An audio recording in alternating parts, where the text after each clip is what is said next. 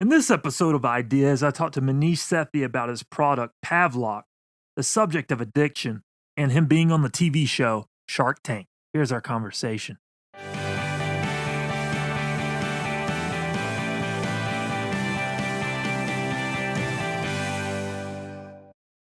Today's guest is Maneesh Sethi, who writes for his own community at Hack the System. He is also a writer for Forbes, is the creator of a new device named Pavlok, and recently appeared on the show Shark Tank. Maneesh, thank you for coming on the show. Hi, pleasure to talk to you, Adam. Is there anything else you'd like to add to that intro that may be interesting to listeners, may give them more insight into your story? Yeah, sure. So I used to be a writer for hackthesystem.com. At this point, the blog is pretty dormant. Okay. For about 5 years, I spent my life traveling the world and writing about hacks, productivity hacks and body hacks. And I moved to a new country and do experiments. And one of the most famous of my experiments, I tried to become more productive. I've been ADHD ever since I was a kid. And I noticed that, when someone is with me, it's easy to get stuff done. When I have accountability, it's easy to get stuff done. But when I'm alone, I average about 35% productivity per day as measured by an app called Rescue Time. So I ran a few experiments, and in one of them, I hired a girl whose job was to sit down next to me. And every time I got off task, she would slap me in the face. I remember that. Yeah. Yeah. And I did, and I put it up, and basically it was amazing. My productivity score shot up to 98%. But more importantly, I was getting the important tasks, not the urgent tasks done. It was the stuff I knew I needed to get done, but just never got around to it.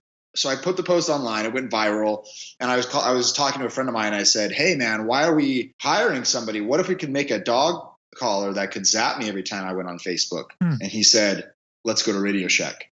And so we did. We went to Radio Shack. We built this as like a joke for my blog, a little wearable that would zap me every time I went on Facebook. And I made a video about it, and I was about to post it publicly online. And then I thought to myself, hey, this is kind of interesting. There's a million wearables out there tracking what we do, but this one's changing what I do. Maybe there's something more here than a novelty blog post. This was in December 2012. And then I spent January through March trying to build it, trying to find someone who could help me make hardware. And the quotes I was getting were in like the hundreds of thousands of dollars range to make a prototype. And so I remember telling my brother, Maneesh Sethi of I Will Teach You to Be Rich, I remember telling my brother, hey, I really hope I figure out a way to make this product because I've had a lot of ideas that I just start and never finish. And this might be the best one I've ever had. And in April, I gave up. In April of 2013, I gave up. I was like, I can't figure out how to make this for less than hundreds of thousands. I'm going to move on. I booked a trip to go do kickboxing in Thailand. And suddenly, 2-3 months later, I had a bunch of tabs open in my browser. And one of those tabs was for this hardware startup incubator called Bolt. It's like a Y Combinator for hardware. And I was closing all my tabs, and I was like, all right, well, I'm going to just write up some application. And I wrote up an application, and it happened to be accepted, and we won $50,000 and then got moved to Boston to build the company.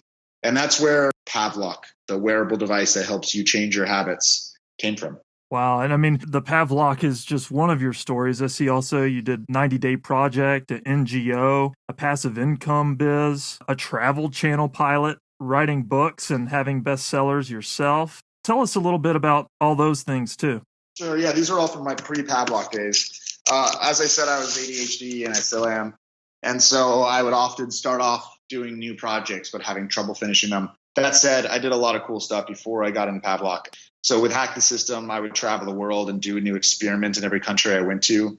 They included the 90 Days Project, which was me and my friend decided we would hack fame and break into the Berlin music scene. So we moved to Berlin. We came up with a bunch of strategies to make them think that we were well-known American DJs, even though we had never played a show in our life. And within 40 days, we were being flown around Europe, being paid thousands of euros to play shows for hundreds of people a night. And we videotaped it all. So that was fun. I started an NGO in India called SaveThem.net, where we raised money to help build a school and wire up a village with electricity and teach kids how to use the computer. I tried to, but did not become a garbage man in Buenos Aires. Unfortunately, they wouldn't let me. Yeah, there's a lot of different projects that I learned 5 languages, so I speak 5 languages now. I would learn a new language every 90 days for a couple of years, stuff like that. Yeah, but now it's all about habits. So I focus purely on Pavlok, and I focus purely on how do I change people's behavior. Particularly, I believe that we are the world's best at breaking bad habits. And my goal this year is to be the world's best at forming new habits. So all these different things, is it a curiosity for how the world works too? Would you say that's a driving force behind doing all these different things and then landing on Pavlok? I mean, your story is just so interesting. I actually look at it from a different angle these days. I used to see it as a disorder, and now I see it as a superpower. And what I've learned is this. So I got really deep into personality types over the last couple of years, Myers-Briggs and Enneagram in particular. And I discovered that almost every single founder of any remaining Fortune 500 company is a very heavy perceiver in Myers-Briggs, or extremely low conscientiousness in the Big Five model, or what would be known to Americans as having extreme ADHD, meaning that they have no ability to stick through with the project, a lot of ideas, but never follow through. What's interesting is all of them had a COO who was really effective at building and at doing the execution. So it's something along the lines of, hey, man, we should go to space. Okay, Richard Branson, let's come down and start with a regular airline first. And then after that's done, we'll go to space. So when I learned about that, and I got really deep into personality typing, I started to notice that the way that American society is constructed makes you feel bad if you're a starter and not a finisher, which doesn't make any sense because finishers need starters as much as starters need finishers. So what we've done is what I've done is try to optimize my team, optimize my friends, optimize my relationships, and optimize my life around identifying the right companions and the right partners to do whatever the task needs to be done. Great points there. I know that you have a big community. How have they influenced you? How do they influence you now in your work? We have at least 12,000 people wearing a Pavlok. We get results from them every day. We get data from them every day. So we have a very active Facebook community in which we test out our ideas first. And we use that to understand how people are using the device. I've discovered a lot about so the device itself is a wearable that can vibrate, beep, or send an electrical stimulus when it's told to. The stimulus can range from a tap on the wrist to quite a severe shock. And we discover that if you do that at the same time that you do a bad habit, it can be used as a habit trainer. It can help you break bad habits by associating a negative stimulus at the moment of doing a bad action. It can create positive good habits by either vibrating to reward you when you're doing good things, or also zapping you if you don't do a good thing. So we're right now constructing a model that will help ensure that people who set a goal to break or form a new habit can't fail. And there's no way to do that without a community. One of the biggest things I've also learned, and I don't know how much you want to talk about this, but we deal a lot with addiction at our company because we're the bad habit breakers. And one thing that's really interesting about addiction is that people think that the opposite of addiction is sobriety. If you're addicted to alcohol, what should you do? Stop drinking, right? If you're addicted to using the internet or using Facebook, what should you do? Stop using Facebook, stop using the internet. But one thing we've learned over and over again through multiple scientific studies in the past and now our own is that people who are both humans and animals who are addicted to something, the opposite of addiction is not sobriety. The opposite of addiction is connection. That when somebody, when they put a bunch of rats into a rat park and then they gave them they had to press a lever to get cocaine, they would continually press the lever until they died. But when they put those same rats into a palace, they called it Rat Park, where there were tons of rats and balls and games that the rats could play with, and then they offered them a choice between drug water and regular water, the rats would choose to play with their friends instead of taking the drug water. And in the same way, humans who are addicted to doing drugs, what they need is not just stopping the drug. What they need are friends to hang out with instead of doing the drug. And so what we work on a lot is what I'm secretly working on is identifying these personality types of every single user so we can help connect people to people who they would be likely to get along with, who are in the same goal process to change the same habit. But on the other hand, helping people stop their addictions is a lot about awareness, a lot about accountability, and a lot about support. So so the community and the support is a huge part of it. That goes against a lot of what people think about addiction, I would say. I think it does a lot. I think people are pretty wrong about addiction in almost every facet. So you're doing studies now? So first of all, we did one research study. It's not a full study at all. I would not call it a scientific study, but we ran a trial with University of Massachusetts of Boston, where we had a bunch of people who were trying to quit smoking use Pavlok for 10 days to quit smoking. And at a 6-month follow-up, 75% of them were smoke-free. But on top of that, we're basing a lot of what we learned on a bunch of trials, clinical trials that have been done in the 1960s through the 1990s, where they used electrical zap as well as noxious odors for what's called aversion therapy or aversive conditioning. And all of these showed massive addiction cessation rates in the range of 50% or higher. So we kind of base a lot of our breaking bad habits knowledge on already done preclinical trials. Right now, we're organizing to run that. I really want to run some of our own. In fact, I would love to run some, but they're very expensive. We're working our best to run our own trials this year. Sure. And talking about expensive, now let's talk about the financial journey of Pavlok from Indiegogo and then now most recently to Shark Tank, what everybody's talking about, and that season finale that you were on. Take us through that, if you would. Yeah. So hardware is hard and hardware is expensive. And if I had known how hard it would have been, I would have never started. But it is a very rewarding type of product to build. Any kind of hardware is very interesting because it's not easy. Probably the first Pavlok cost over $1 million to make. I'd estimate $1.2 million to make the first Pavlok all in. And that includes, employees, of which I have to have at least 10 or 15 to get think about it. For a hardware device, you need a mechanical engineer, you need an electrical engineer, you need a firmware software developer, you need an iOS developer, you need an Android developer, you need a Ruby on Rails developer, then you need to have packaging, you need to have design, you need to have art, website design. Then that's just the web stuff and just the app stuff. Then you're talking about sales and customer support. So it adds up very fast. And Indiegogo and the thing that no one ever remembers about Indiegogo is that you actually have to pay for the inventory. That was a big surprise. I didn't remember the day that. we started, because we raised on our first Indiegogo campaign like $280,000. And we're running a second campaign right now that ends tonight, actually.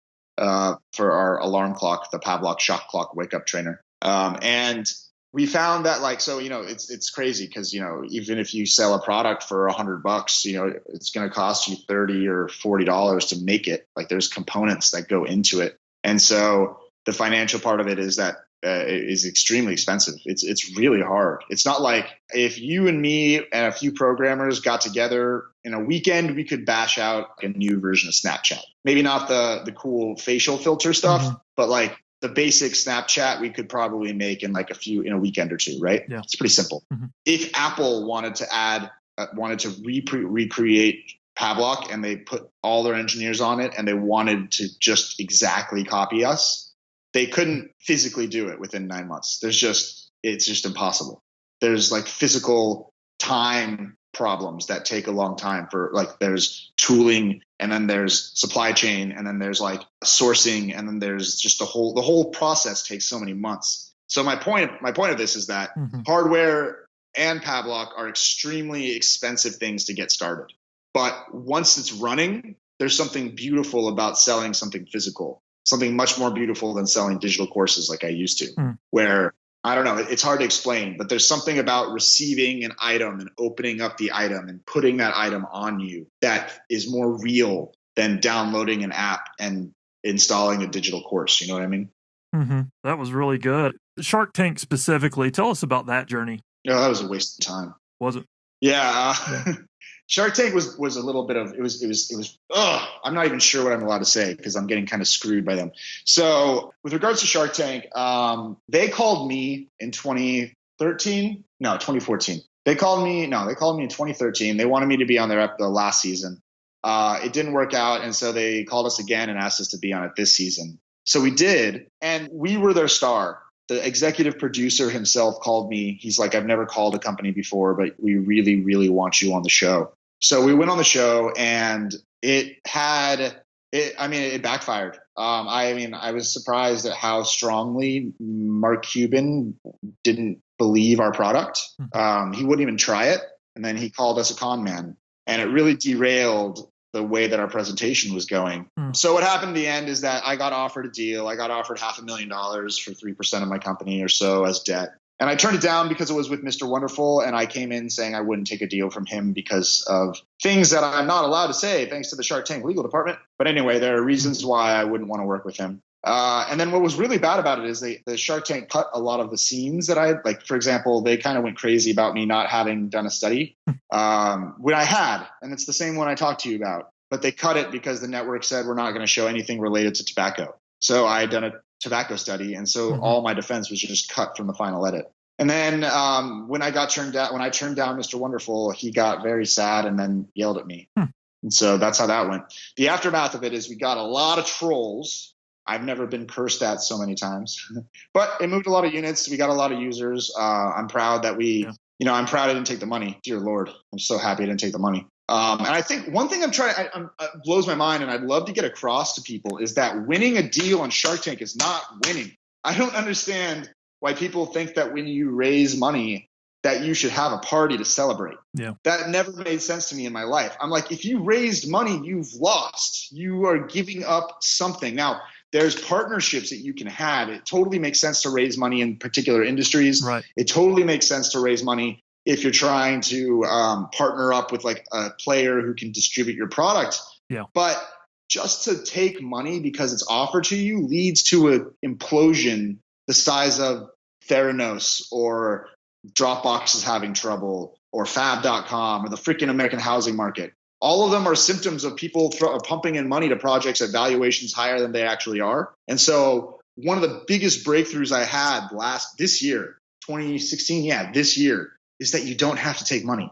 There's no rule that you have to take money to grow a company. And in fact, Adam, out of the top 500 high growth companies from Inc. magazine, what percentage of them do you think raised money from a venture capitalist versus did not? 50%. I would have guessed 50% or so before I heard the question. The answer is 16. Wow. 84% of high growth companies never raised a round of funding. And so when that clicked, it all made sense. It's like the companies that don't raise funding are the companies you don't hear about in the news. The companies that succeed, like you hear about the big venture deals because they're public by legal law, but you never hear about Forever 21 that was started by a couple, an Asian couple in LA who have like thousands of stores and billions in revenue, and they don't have to report it to anybody because it's a private corporation. Those are the real winners. Mm-hmm. And so I'm certainly open to raising money. I have raised money from some people, like my incubator that got me into the company, that got me into hardware. But I think that the way the show went was a little crazy. Yeah. And I couldn't have said that better. The technology is great too, by the way, with your product. Thank you. Have you tried it? I haven't tried it, but I have seen videos on it, and just the technology that's being displayed is huge. I saw the last episode of Shark Tank and saw that Mr. Wonderful said something about the technology there at the end, and that's what I took away from it, just that the technology is worth it. It's worth it, yeah. And I mean, the big thing is, like, we really do help people, and so it really hurt after the show when people started to say that I was either a con man or that I was just trying to steal, I don't know. But the fact is, like, our only goal at the company, and like we're building our entire company around this one number, is number of habits broken. Mm-hmm. We don't track revenue. We don't track profit. We don't track user acquisition cost. And, we track it, but I don't care about those numbers. The only number that we look at every single day is how many people change their habit. And we have a mathematical formula for if someone has actually changed their habit. And if that number increases, we've done a good job. If that number doesn't increase, we're failing. And our entire goal at the company is to break 10 million bad habits in the next 10 years and to cure addiction for good by 2030. And so when people came from the show and thought that I was trying to make money or trying to be a scammer or whatever, it blew my mind, because our only goal is to give people self-control and allow them to take control of their own behavior. Looking at what you've done through your life, it seems like you're most focused on helping people live better lives. Have I gotten you right? I mean, that's what it seems. It's funny. It's funny you say that, because I think about that a lot. Yes and no. The thing is, people always the compliments I often get are like, Maneesh, I think it's really amazing that you are building something so powerful to help other people with their behavior problems. And I said, that's actually funny you say that, because I'm actually, like, I say this jokingly, and so I'm totally precursing this with, this is a joke. Please don't take this quote out of context. Okay. But I always joke around and say, you think that I'm using me to help other people, but I'm actually using everybody else to test out my strategy so I can help me get myself to get my freaking work done. And it's like it just turns out that everybody else has the similar problem, and that almost everybody else has a problem way less strong than I do. I have severe. So my level, like on the scale, I'm in the second percentile for focus. So 98% of people have better focus than I do. So it just turns out that if I'm able to figure out a way to get me to finish something or do something, I can probably help everybody else. And so that's kind of the whole shtick of what we're trying to do. We frame it in a lot of ways, and the story changes often because none of us are really exactly sure what we're building. But what I think we're building, and I think the core competency of our company is, we build devices, or it's not even about devices. We help people take control of their own behavior. We augment your willpower. And that's really what we want to do. I love it. If you could leave listeners with one last piece of advice, what would it be? It could be business, life advice, whatever you want. Read the book, The Art of Speed Reading People, and learn how to identify both your own and other people's personality types, because it makes a big difference. Awesome. Good stuff, Maneesh. Where can people find out more about Pavlok? Sure. Check out pavlok.com, PAVLOK.com. It's like Pavlov, but with a K. And you can check out our Indiegogo online too. Just search Pavlok and you'll find it. All right. Thanks again, Maneesh. Thank you so much. Thank you for tuning in. I hope you got something out of these ideas. Go ahead and subscribe so you don't miss an episode.